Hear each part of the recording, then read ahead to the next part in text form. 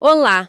Hoje a gente vai mergulhar numa história que, sabe, a gente acha que conhece, mas que na maioria das vezes é contada só pela metade. O tema são as revoltas de escravizados no Brasil do século XIX. Exato. O nosso material de base é uma análise bem densa dessas batalhas, tanto as secretas quanto as que explodiram nas ruas, né? Todas pela liberdade. Pois é. A missão aqui é ir além da Lei Áurea e entender a guerra que veio antes. E para começar, vamos pensar num quadro. Imagine o Brasil daquela época. Enquanto a elite discute política nos salões, tomando café, tem uma outra guerra acontecendo. Uma guerra pela própria humanidade, travada nas senzalas, nas cidades e nos campos. E esse quadro que você pinta já nos obriga a fazer uma correção de rota. O ponto de partida de toda essa análise é abandonar de vez a ideia de uma abolição concedida, sabe? Sim, como se fosse um favor. Exato. E entender a liberdade como algo conquistado. E conquistado com sangue, com estratégia, com uma resiliência, assim, inacreditável. O que o material deixa muito claro é que essas revoltas não eram surtos de desespero. Eram movimentos com organização, com ideologia, às vezes bem complexa, aliás. Com objetivos claros. Com objetivos muito claros. Eles não estavam só reagindo, estavam construindo ativamente um caminho para a liberdade. Ok? Vamos desembrulhar isso então, e eu acho que o melhor lugar para começar é um dos levantes mais estudados, mas que ainda assim choca pelos detalhes: a Revolta dos Malês. Salvador, 1835. Isso. O que me impressiona, lendo a análise, é o perfil dos protagonistas. Não era um grupo homogêneo, né? O documento detalha que os malês eram africanos muçulmanos. A maioria das etnias Yorubá e Hausa. E aqui vem o ponto que muda tudo. Muitos sabiam ler e escrever em árabe. E não eram só escravizados, libertos também estavam na linha de frente. É um ótimo ponto e o material adiciona uma camada a isso que é crucial. A combinação de fatores na Revolta dos Malês é única. Não era uma luta apenas contra a escravidão. Era também uma revolta com caráter religioso e urbano muito forte. Então as causas eram múltiplas. Múltiplas.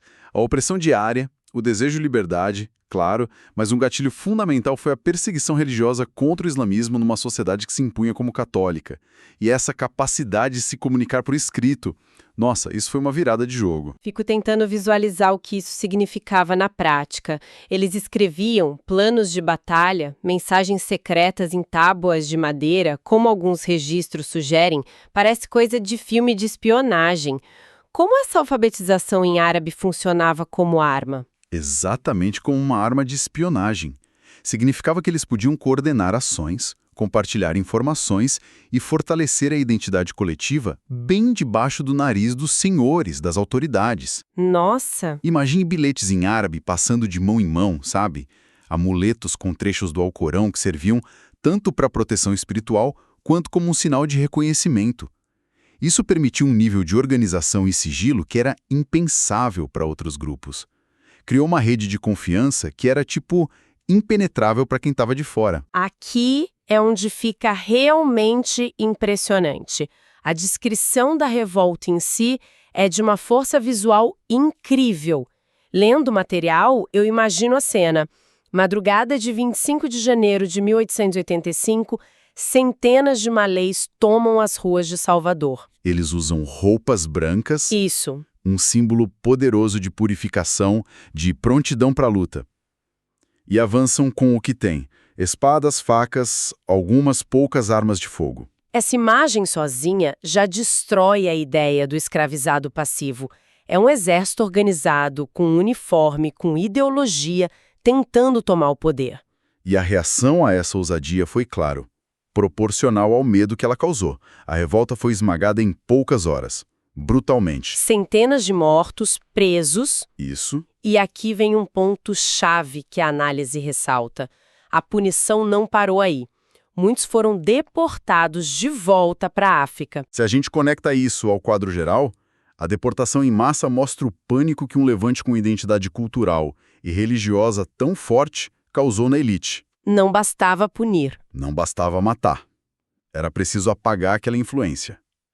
Deportar foi uma tentativa de cirurgia, de remover do corpo do Brasil aquele foco de resistência, sabe? O medo de uma guerra santa no Brasil. Exatamente. É interessante esse contraste, porque se em Salvador a luta tinha essa cara urbana, religiosa, em outros lugares a faísca foi outra. Foi a miséria que uniu gente que, em tese, não tinha nada em comum, certo? É o caso da balaiada, que o material descreve como algo bem mais caótico. Caótico é uma boa palavra, mas talvez complexo seja ainda melhor. A balaiada que estoura no Maranhão e no Piauí ali entre 1838 e 1841, ela é um reflexo perfeito da instabilidade do período regencial. O poder central no Rio estava fraco e o Brasil estava literalmente pegando fogo. E a balaiada mostra como essa insatisfação era geral, né? Geral. As causas eram um caldeirão fervendo, a miséria da população livre e pobre, impostos altíssimos, disputas políticas locais e, no meio disso tudo, a chance que milhares de escravizados viram de conquistar a liberdade na marra. E os líderes refletem essa mistura, né? O documento cita figuras de origens completamente diferentes. Tem o Raimundo Gomes, que era vaqueiro, Isso. o Manuel Francisco dos Anjos Ferreira, um artesão que fazia balaios e acabou dando nome à revolta. Exato. E aí surge a figura de Cosme Bento, um líder de quilombo que, segundo as fontes, organizou um exército com mais de 3.000 escravizados fugidos. Essa aliança entre vaqueiros pobres, artesãos e escravizados parece muito poderosa, mas também muito frágil. Como isso funcionava?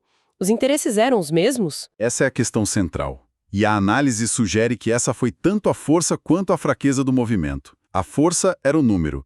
Eles viraram uma massa de quase 10.000 pessoas em armas. Um problema gigantesco para o Império. Gigantesco. Chegaram a tomar a segunda maior cidade do Maranhão, Caxias. Mas a fraqueza era a coesão.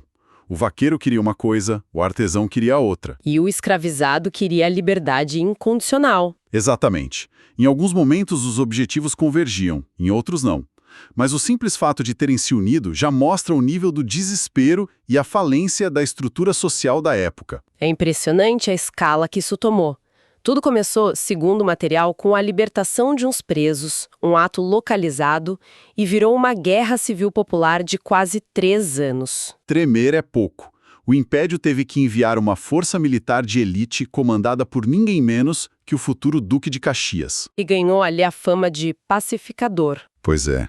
E essa pacificação, como o material descreve, foi um banho de sangue. Milhares de mortos. A execução dos líderes. Se a balaiada ensina algo, é que o maior pesadelo da elite imperial não era só a revolta dos escravizados. Era a união dos escravizados com os outros despossuídos, porque isso ameaçava a estrutura toda. Espere um pouco. Saindo dessa guerra aberta no sertão, o material nos leva para um cenário completamente diferente.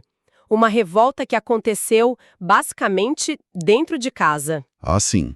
O documento diz que a Revolta de Carrancas, em 1833, em Minas, foi iniciada por escravizados da família Junqueira, uma das mais ricas da região, e o palco foi a própria fazenda deles. Isso é como planejar uma rebelião dentro do palácio do imperador.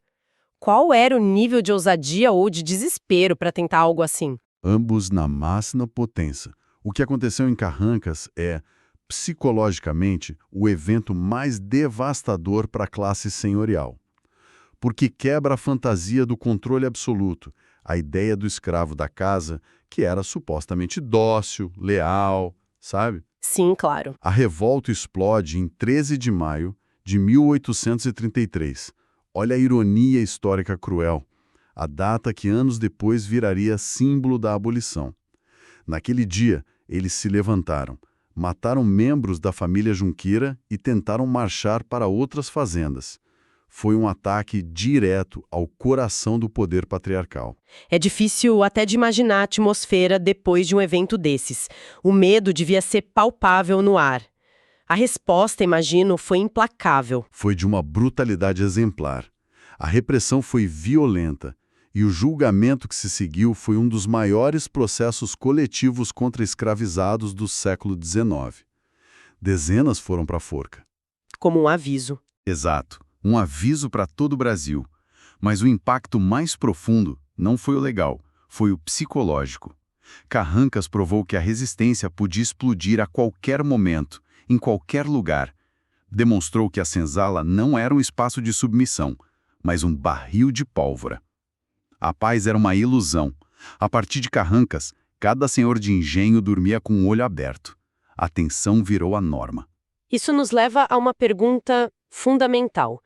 Com toda essa vigilância, com essa repressão brutal, como eles ainda conseguiam se organizar? Como planejavam fugas, levantes? É aqui que a análise entra no que chama de armas silenciosas, os códigos secretos. Exato.